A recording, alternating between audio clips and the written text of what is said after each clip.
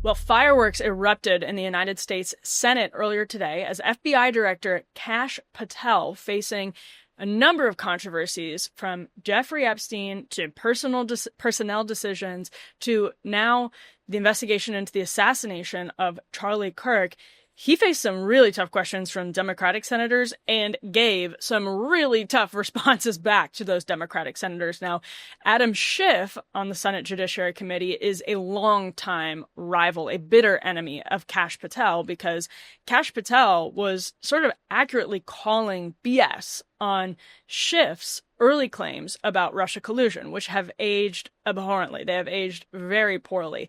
This particular exchange got very ugly that I'm about to show you. Now, of course, before you do, full versions of our interviews are over at undercurrents.tv, so please subscribe over there, become a member of our community, subscribe on YouTube, and wherever you get your podcasts. We're almost at 100,000 subscribers on YouTube and are excited to hit that landmark. So join us on YouTube if you haven't already. Now, without further ado, let's get to this eruption of anger between Kash Patel and Adam Schiff. The American people to believe that? Do you think they're stupid? No. I think the American people believe the truth, that I'm not in the weeds on the everyday movements of you're inmates. Not in the weeds? What I am doing is protecting this country, providing historic reform, and combating the weaponization of intelligence by the likes of you. And we have countlessly proven you to be a liar in Russiagate, in January 6th. You are the biggest fraud to ever sit in the United States Senate. You are a disgrace to this institution and an utter coward. I'm not surprised. I'm not surprised that you continue to lie from your perch and put on a show so you can go raise money for your charade. You are a political buffoon at best. Well, you can take an internet troll. Take it to the bank that the FBI is protecting this country and the state and citizens of California. We are bringing historic reform. Point of order. But all you care about is a child sex predator that was prosecuted by a prior administration, and the Obama Justice Department and the Biden Justice Department did squat. And what did President Trump do? Bring new charges courageously. And what have we done? Chairman, you said I'm the most transparent FBI director in history. 33,000 pages of information to you. I challenge you to say anything credibly to the truth. Go ahead and run to the cameras where you want to go now. Both of you be quiet. Okay, so again, the quote here is, "We have countlessly proven you to be a liar in Russiagate. In January 6th, you are the biggest fraud to ever sit in the United States Senate. You are a disgrace to this institution. You continue to lie from your perch and put on a show so you can go raise money for your charade. You are a political buffoon at best." Now, to be clear, it brings me no pleasure to hear people called political buffoons during Senate testimony. It brings me no pleasure to see the country as deeply divided as it is. But it would also be wrong to let Adam Schiff off the hook for his role in dividing the country over the Russia collusion investigation. Now, I'm going to read from a Fox News report back in August that says, longtime Trump political foe Democrat Adam Schiff for years has been accused of leaking classified documents long before the release of a, quote, bombshell whistleblower testimony claiming the California lawmaker approved leaking classified information in order to discredit the president during the Russiagate probe, Fox Digital found.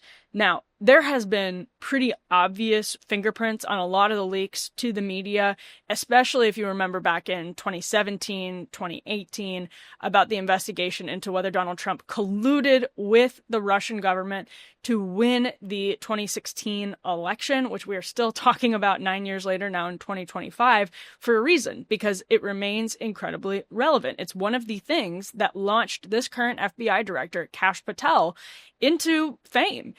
Into notability. And that was because he has been vindicated in what was called at the time the Nunes memo, which was basically Adam Schiff went to war over the Nunes memo because it was hitting at the foundations of Adam Schiff's case that Donald Trump, that his campaign colluded with the Russian government. This is not a question of whether the Russian government tried to influence the outcome of the 2016 election. Very obviously, the Russian government tried to influence the outcome of the 2016 election. The question here at hand, that's always what Schiff and others will deflect to, but the question here at hand is whether it is true that the Trump campaign formally colluded with the Russian government to hurt Hillary Clinton and help Donald Trump win that 2016 election. Now, going back years, you can pretty obviously see the fingerprints, but here's what a whistleblower said according to Fox News. This whistleblower, who reportedly quoted work for Democrats on the House Intelligence Committee, which is where Kash Patel worked at the time and Adam Schiff was on, for more than 10 years, made the claims to the FBI in 2017. Schiff had already had access to classified information while serving on the House Intelligence Committee during his tenure in the lower chamber, including serving as its chair from 2019 to 2023. In this meeting, Schiff stated the group would leak classified information which was derogatory to President Trump of the U.S. To President of the U.S., Donald J. Trump. Schiff stated the information would be used to indict President Trump, according to the whistleblower documents. The whistleblower, quote, stated this would be illegal, and upon hearing his concerns, unnamed members of the meeting reassured that they would not be caught leaking classified information. Schiff denies these allegations. Back in August, told Fox News that through his office that they are absolutely and categorically false. But there were leaks coming out of this committee. Period. Schiff's denial here, listen, this is my opinion. There's probably never going to be a smoking gun where you can prove it. But when you look at what Schiff was hinting at publicly and then what was being leaked privately, you can pretty well put two and two together. And I think it really undermines anything that any serious defense that Adam Schiff tries to muster in this case. And it's important. Why is it worth talking about this now? Well, first of all, it's worth it because the FBI director feels that it's salient to continue to go into Russia collusion and is bringing it up in front of the country. And, you know, my eyes used to glaze over with the Russia collusion conversation because, you know, so many of my friends even, and we've talked to Matt Taibbi about this on the show, are deep in the weeds to the point where they're almost speaking a different language when they're retelling the history of Russiagate. And, you know, coming up with obscure mentions of things Adam Schiff did on this day or Devin Nunes did on that day. And what this memo shows, what this special counsel investigation versus this, Inspector General investigation proves. And it's hard to keep track of the full scope of the investigation, but the reason I'm saying it now, and the reason I think it's important to just pause, is that this broader conversation about who is dividing the country is almost completely devoid of any reckoning over what Adam Schiff, who was on the record hyping Russia collusion over and over again, implying he had some secret knowledge of smoking gun evidence that obviously never came to fruition, how incredibly divisive that was to the country. Adam Schiff basically bet his political career on being able to paint Donald Trump as an agent of the Kremlin. It all came crumbling down, and he is still now being lionized and elevated as a hero of the anti-Trump resistance. And so much of that, I'm not saying there isn't anything similar on the right, and I don't want to make this a both sides conversation, but in fact, I expressly don't want to do that, because what I'm saying here is that the media, which as Patel invoked, also breathlessly pumped up Adam Schiff during the January 6th investigation, the special committee that was put together, which very clearly was also divisive. There were no Republicans on the committee. There were no, let's say, pro-Trump Republicans on the committee, to be clear. There were no dissenting voices on the committee. And that was accused of becoming a show trial. And I don't think unreasonably so. I say that as somebody who was reporting live from the Capitol on January 6th and saw one of the most disgusting sights I think I'll probably ever see as long as I live. But to act as though Adam Schiff has the moral high ground here, when Kash Patel's entire career was a response to wrongdoing by Adam Schiff, is endlessly frustrating, and I think an illustration of why it's so difficult for us to have an honest conversation right now. Because The right has felt aggrieved in ways that are acknowledged by the President of the United States, yes, and have come to be acknowledged by owners of powerful media platforms. So Mark Zuckerberg has recanted Facebook's decision in the Hunter Biden laptop case, or Meta's decision in the Hunter Biden laptop case. Elon Musk now owns X and operates it largely as a right of center, largely pro-Trump social media company when he makes decisions that are editorial. Obviously, he's broadly supportive of President Trump. Literally worked for the administration before that all came crashing down.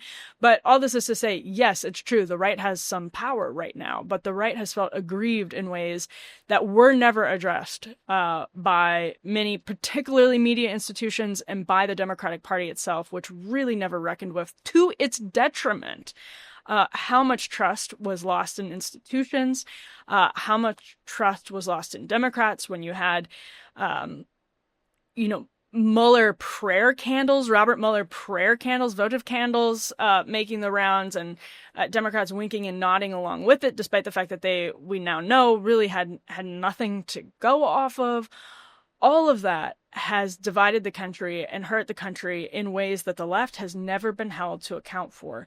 And again, this isn't to let the right off the hook for anything either, but we're talking about a man who was democratically elected, Donald Trump, and whose supporters were then attacked by a mainstream Democratic Party media intelligence community effort to undermine their votes by waging a coordinated disinformation effort that was intended to undermine those votes by undermining the duly elected president of the United States. It was a historic instance. It was not a slip up. It was not a mistake. It was not a kind of fair effort that we've seen with great precedent in the past. It really was a historic moment that many people in the Democratic Party and on the left have not reckoned with, still are not reckoning with. And as someone who is conservative, but at least tries to, call balls and strikes to the best of my ability, it is endlessly upsetting that there has been and continues to be no reckoning for this.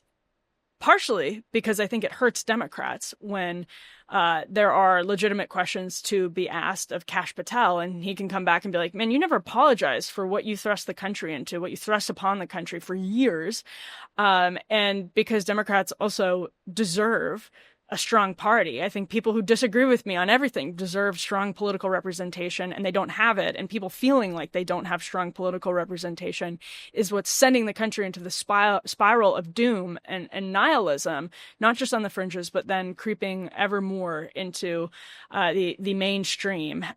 So this retort by Kash Patel this exchange with Adam Schiff is something that I really believe the left should think long and hard about. It is hurting the credibility of Democrats and boosting the credibility of Republicans. And I say that when I think Democrats would benefit from having some credibility, where the Trump administration sometimes obviously lacks credibility. It's a very unhealthy political system, and it is in no small part because the better part of the last decade was consumed with endless day-to-day coverage about how the President of the United States had colluded with the Russian government. We almost can never put that toothpaste back in the tube. And we've never even really tried. And that is still hurting us so much. Nobody is talking about it. So I thought that I would here in today's edition of Undercurrents, because, man, this was a fiery hearing with FBI Director Kash Patel, who also answered questions, as I mentioned earlier, about reports on personnel firing, whether some of those firings have come from the so-called enemies list that he was questioned about during his confirmation hearing. He's gotten questions that he has not handled well, frankly, about the Jeffrey Epstein investigation. Another reason that it should hurt all of us when Democrats are unnecessarily throwing away credibility in some of these cases, because then it leaves fewer people with credibility to talk about important stories like the Epstein one. All right. Thank you so much for tuning in to today's edition of Undercurrents. On tomorrow's show, we have a great interview with Aaron Sabarium, a reporter over at the Washington Free Beacon. He's been on this program before, who has some big reporting actually about the FBI's investigation into the assassination of Charlie Kirk. So we will be back tomorrow with that. If you want the full version of our interview with Aaron and all of our other guests, head on over to undercurrents.tv. Subscribe on YouTube, wherever you get your podcasts as well, and we'll be back here with more soon.